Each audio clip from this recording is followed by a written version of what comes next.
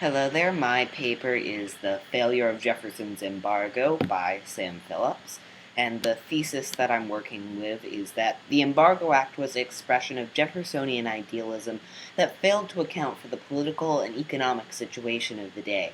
By overestimating the impact of American agricultural products on the world, Jefferson's legislation almost exclusively harmed American enterprise and served as a detriment to the country as a whole.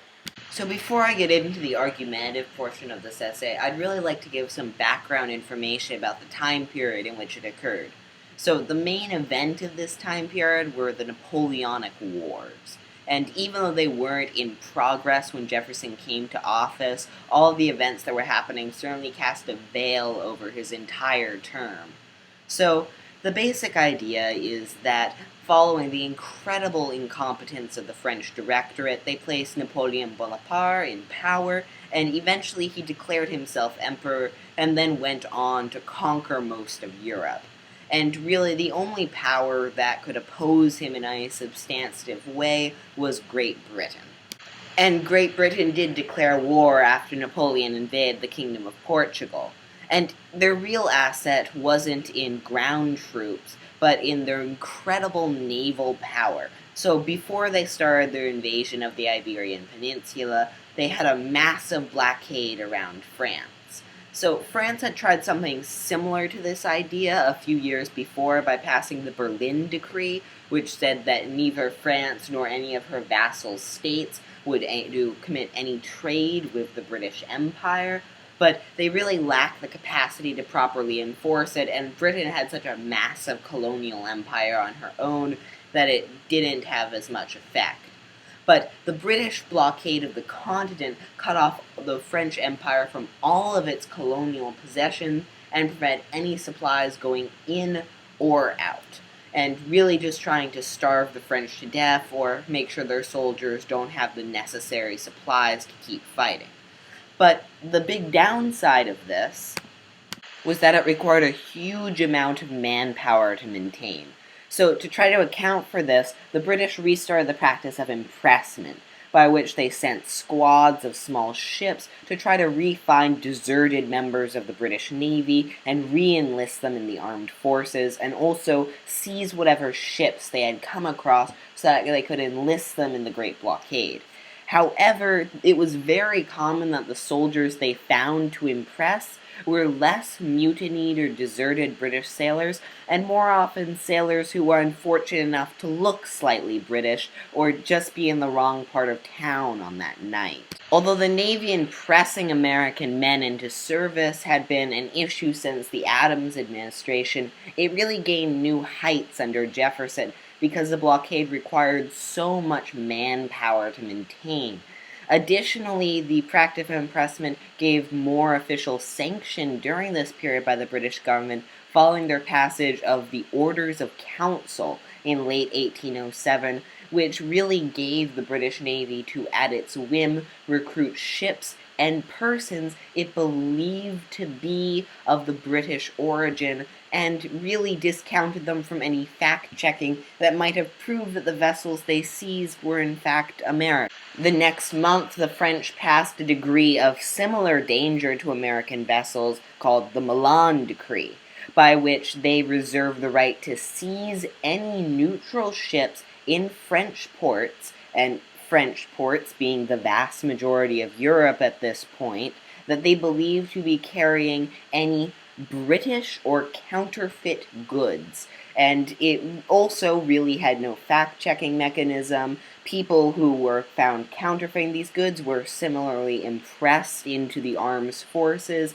so it was really less seizing counterfeit goods and more any ships we can get we will use to create our navy, which they then needed to amass so that they could break through the British blockade and get to fresh supplies.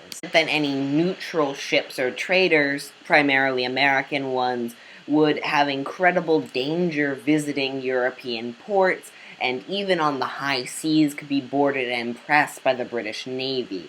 And as you can imagine, none of this sat very well with the Americans. The last straw, though, was the Leopold incident. which occurred in Chesapeake Bay when the ship Chesapeake was leaving to a foreign port, and the British ship Leopold went into Chesapeake Bay, boarded her, seized part of her cargo, and impressed 3 of her men into the British naval service. Today, we still don't know whether these 3 men actually were British deserters, but it really didn't matter to the people at the time, who saw it as an incredible infringement on their natural sovereignty and rights by the fact that a British ship would seize some of their men in Chesapeake Bay, right in the heart of American naval territory. This infuriated the Americans. Even the mild-mannered Jefferson thought very seriously about declaring war for so villainously impressing so many American men into service. But ultimately, he decided to try to pass the embargo following some advice given to him by soon-to-be President James Madison. The embargo banned all American trade to foreign powers. So this meant the only trade to occur was between the American states, which really cut us off from every other world power and economy. And additionally, it also gave huge rights and privilege to the Navy and Army to help enforce this. So they were allowed to freely board private vessels and stop private persons who were accused of border crossing or attempting to trade with other powers. However, we still had a huge land border with Canada, and although the sea trade was very well curtailed by our naval forces, there was a huge smuggling business between Anglo-Canada and the United States, especially along the Maine border and northern Minnesota. The quote at the bottom by William Cullen Bryant, a poet from this period, that the Embargo Act was a terrapin policy that will shut the nation inside its own shell, is very accurate description of what the Embargo Act did. To protect ourselves from the attacks of impressment or French conscription, we hid inside our own country to make sure that nothing ventured out and could be potentially harmed by foreign powers. For the attack on the ship Chesapeake, there were understandably a lot of jingoistic people who would want to go to war with Great Britain because of this great transgression. But Jefferson ultimately proposed the Embargo Act as an alternative to war. And the reasons he chose the embargo over war can be broadly split into 2 categories. One based on his own individual morality relating to pacifism and economics, and the other one based on really solid economic reasons for why he thought the embargo was a better strategy for America than going to war against the world's foremost power. Jefferson was a very idealistic person who was a very strong pacifist and put peace for a nation, peace for it to grow and prosper, as tantamounting good governance to what he considered the best example of good policy, which was reducing a country's debt and making sure that its people were lightly taxed. And he viewed the embargo as a moral alternative to war, as he put it, because he had seen war. He was briefly a general for the Virginian Army during the Revolutionary War and was incredibly surprised at how barbarous it all seemed. But again, with him being an idealist, he wasn't the best general, and ultimately he didn't make decisions that always turned out in the best military or economic sense for the United States. An example I can cite is that during the Revolutionary War, he saw the Hessian mercenaries who were brought over by the British not as enemy combatants, but as a potential for settlement. Rather than simply letting them settle, he offered them huge grants of land and tax refunds so that they desert the British cause. It ultimately worked, but he drained quite a substantial amount of the Union's treasury while doing so. And in pursuing a pacifist lifestyle, he saw the United States as for it to be very, very important for us to remain a neutral nation who would not go to war and not become involved with European conflicts being especially important. And, of course, The Napoleonic Wars were, above anything, a European conflict. To enforce America's position in the Jeffersonian mind as a neutral power, he decided that there should be a set of neutral rights guaranteeing certain privileges to a neutral country, above and all, the right to not participate in a war if it doesn't want to. And this right to not participate in war included the safe passage of its vessels through the water, the safety of its foreign nationals, and all sorts of rights that meant Americans would not be harmed by a European conflict.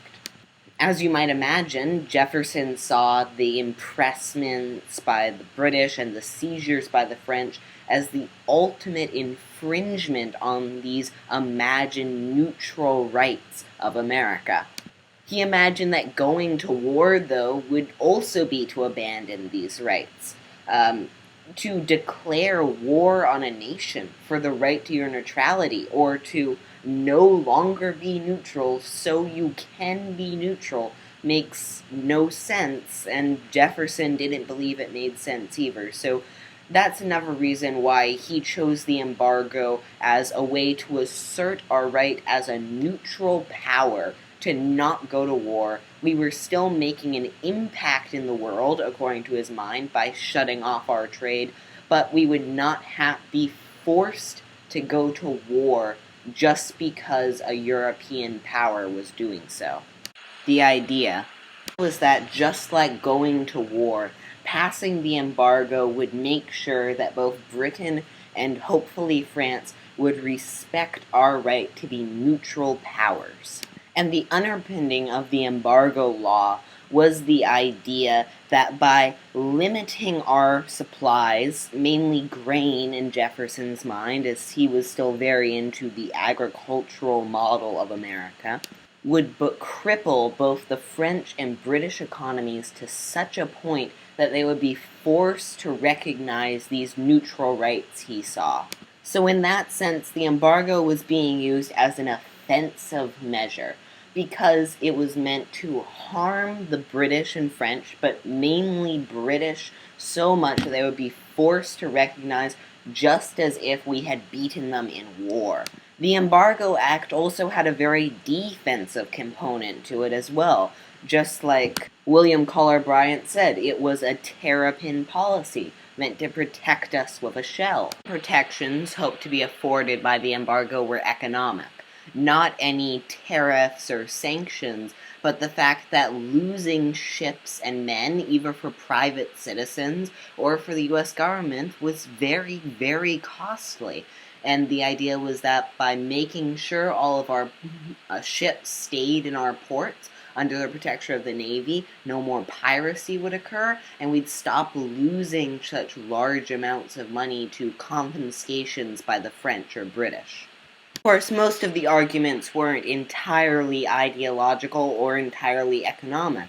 The vast majority of them were a mix of the two, about asserting our sovereignty via neutral rights in the embargo, but additionally trying to fend off the worst attacks of what had basically become piracy upon our vessels. And I think John Quincy Adams makes an especially rousing speech of it while trying to convince the Senate to pass the Embargo Act.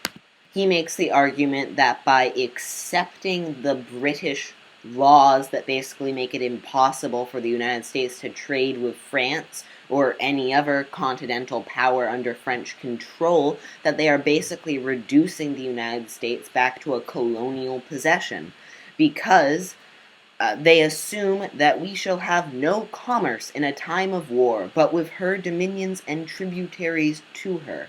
The exclusive confinement of commerce to the mother country is the great principle of the modern colonial system. So as you can see, especially because one of the opponents was Great Britain, there was very much an aspect that we did never want to become subservient again to a continental power, especially not England. And many of the responses given later by newspapers who are pro-Jefferson, pro-Federalist, and pro-embargo follow those lines about asserting American sovereignty in the world. Many people added their own justifications onto it. The embargo, as thought of by Madison and Jefferson, really was a practical use of the pacifism that they both believed in. And as it had never been used before, an experiment that, if it had succeeded, would have showed that pacifism really did work in a real-world solution to oppose some of the greatest powers the world had known. But despite the money that people thought they would save keeping their ships far away from those who would seize them, the embargo didn't make a whole lot of economic sense, as Great Britain had made colonies to supply her with grain and was not wholly dependent on the United States. But despite that, the sentiment was so large for war, and with this alternative, it was still thought to be the best solution they had come up with at the time. The actual economic effects of the embargo were devastating to America. It sent the country into a deep recession that, in the first year alone, is estimated to have shrunk the economy by 80%, with export-driven New England industry being hit the most harshly by the new law. Even in the last year of the embargo, an estimated 1,300 of the 2,000 debtors admitted to prison in New York had claimed that their insolvency was based entirely on the Embargo Act. The rest of the country was by no means immune from the effects of the embargo, however. The 80% decrease in economic prosperity was common throughout the entire country, even the internal regions and from all the states ranging from South Carolina to the tip of Massachusetts. The only American territory for which we have records that actually had an economic increase during the embargo was Maine. Our likely guess is that there was a fervent smuggling trade along the Maine and Canadian border that caused an economic boon in the region as opposed to the rest of the country. Scholars have also attributed the embargo to an increase of manufacturing in America during this time, as we were entirely separated from the world that could be selling us manufactured goods. We would be required to make our own. Although we do see a vast increase in the number of factories in America during this time period, it falls in a set of already consistent data, and there doesn't seem to be any apparent increase in the production of factories after the embargo is passed. Additionally, bank records show that there was no economic increase caused by these new manufacturing, as whatever the year during the embargo, the bank loan rate and bank savings stayed very, very low. Although we cannot entirely disprove that some self-reliant manufacturing did not occur during this period, we do know that it was minimal enough to not have any effect on the economy that would have made up for the huge losses in American merchants due to the Embargo Act. Even though, as we've already shown, the embargo was crippling to the American economy, as we remember, its effect was not to improve the American economy by encouraging manufacturing, but it was rather a blow that we would kindly deal to ourselves to take down the much greater enemies of Britain and France. The embargo had no effect whatsoever upon the French economy, because the British naval blockade at this point was going very well. France was dying with a lack of supplies, and really, the Americans saying that they wouldn't trade with the French made no difference because the Americans wouldn't have been allowed to trade with France in the first place because of the aforementioned blockade around the continent. The embargo did, however, have an economic effect on Britain, just not the economic effect that Jefferson would have predicted or even wanted. See anyone in Britain complaining about a lack of American grain or starving to death or any of those things. Rather, the only British response we see to the American embargo is from the industrial center of Liverpool. What's happening is that industrialists and the workers they support there are complaining that because of the American embargo, they have nowhere to market their manufactured goods. So, counter to what Jefferson believed, the Brits were angry not about losing us as suppliers of raw goods, but as losing us a market for their manufactured goods. But accepting Liverpool and the very, very angry industrialists who lived there eventually took it as a court case to the British government, saying that our actions were illegal in some way, and it was dismissed because they were not illegal in any noticeable way. The British public as a whole did not complain about any effects from the American embargo, and we can't see it having a large or even noticeable effect upon the British economy. Because the embargo had so devastated the American economy and utterly failed at its goals of damaging the British and French economies, it's understandable that a large amount of the American public were very, very angry about the embargo law and wrote many newspapers and editorials talking about its deplorable effects on the American economy and how it was an infringement of civil rights to prevent laissez-faire trade among different private persons and all sorts of things that just generally expressed a hate for the economic disaster that the embargo had brought upon the United States. Jefferson had been so popular when elected, however, that there was still a substantial amount of the population who, if they didn't approve of the embargo, were at least willing to tolerate it because they liked Jefferson so much. They offered many arguments that if they didn't support the embargo economically, at the very least supported its aims or suggested that there could be other benefits of it. For example, Samuel Harrison Smith of the National Intelligence argued that the fact that all of our ships were gathered in ports made us invulnerable to attack whether Great Britain decided to break the embargo or some other event like this. So argued that our natural strength had actually been increased by the embargo simply because our mercantile and military fleets were all gathered in the same place to defend the homestead. Jacob Frank of the Public Advisor lauds the embargo, again not as an economic success, but as a moral success for the United States. Because even if we have to suffer through the economic recession that the embargo brought with it, at the very least, we were free of the British tyranny that impressed our seamen and led to a natural debasement, which, being a supporter of Jefferson and the Republicans, then blamed said national debasement on the policies of the Federalist Party.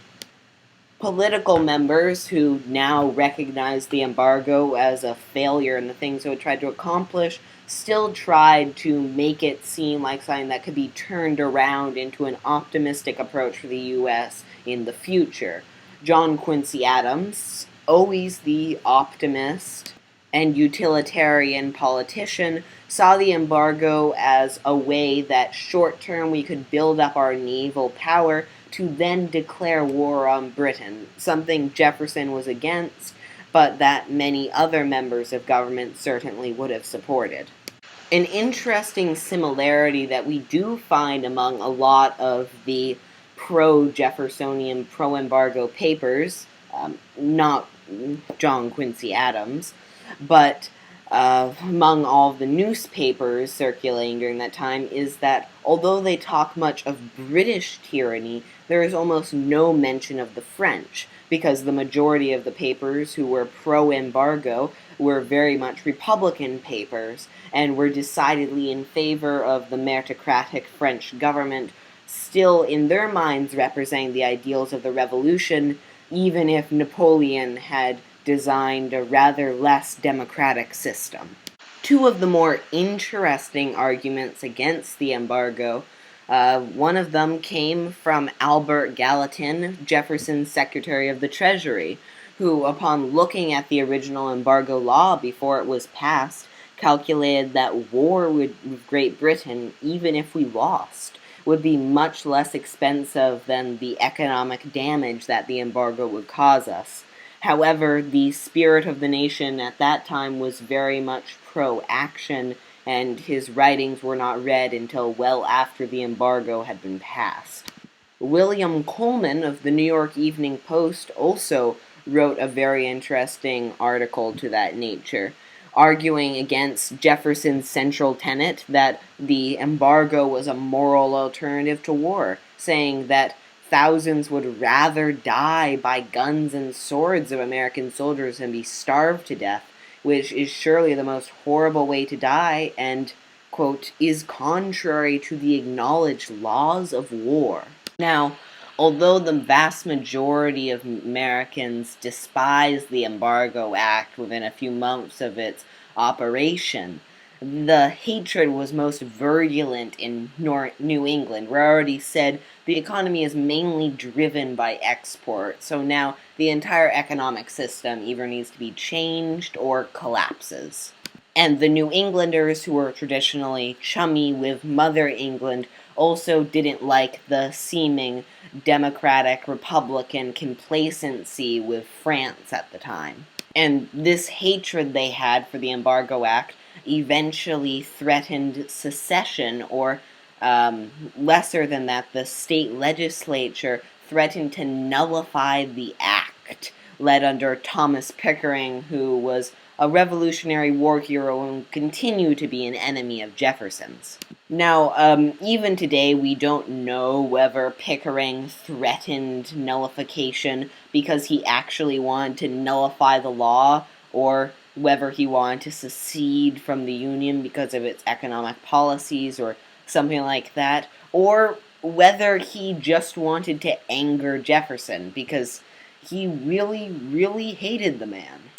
But regardless, he provoked Jefferson into an anger in which he deployed the National Guard to the state assembly in Massachusetts to stop any threats of nullification or secession. As you can imagine, among his Republican voter base, who were very strongly in favor of human rights and against any use of a national army, and also very pro-local rights, the fact that he had used national power to stop a state assembly from demonstrating to the rights and opinions of those local peoples lost him a large amount of support in the Democratic Republican voter base. And this is a point when Jefferson is really forced to confront this idealized view he has of the world. He would prefer that he could both express his pacifism and allow states' rights and individual freedoms and free trade and all of this stuff he truly believes in. But by passing the Embargo Act, he's had to make great sacrifices in that dimension, whether it be preventing people from traveling or trading with other countries, which contradicts his views on free trade, or exercising state power to suppress local rights. And because he still constructed a state with a weak army and a weak navy and large local and individual freedoms, the embargo was not able to be maintained, and on his last day in office, he replaced it with the Non-Intercourse Act, which changed it from not being allowed to trade with any country to not being allowed to trade with only Britain or France, and if one of them submitted, we would trade with them.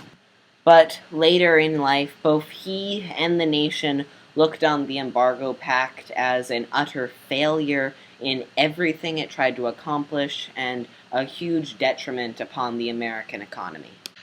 What I find most interesting is the set of preconditions that would have had to exist for the Embargo Act to have had its intended effect of severely damaging the British and or French economies. The first step would have had to have a highly developed industrial and commercial sector that was highly connected in terms of world trade, in which a large percentage of both the American population and foreign populations played part in, and one that had very strong trade ties to the European continent and to Great Britain in particular. Regardless of the state of the economy, for the Embargo Act to have been implemented correctly, as in for smuggling to have not occurred, and for all ships to obey embargo laws, it requires a strong national government with a professional army and naval service under direct control from either Congress or the executive branch, who will be able to police the citizenry, prevent smuggling, and impinge on economic and social rights that Jefferson believed in. Both of these views, either looking at development or administration, were smacking of Hamiltonian ideology and a strong centralized state. Both things that Jefferson abhorred, especially Alexander Hamilton, an individual who he personally despised. And it is ironic that in Jefferson's great search for a pacifist solution to war, he found one that requires the state proposed to be created by his worst political enemy. Thank you for listening, and the following slide includes my bibliography with all sources.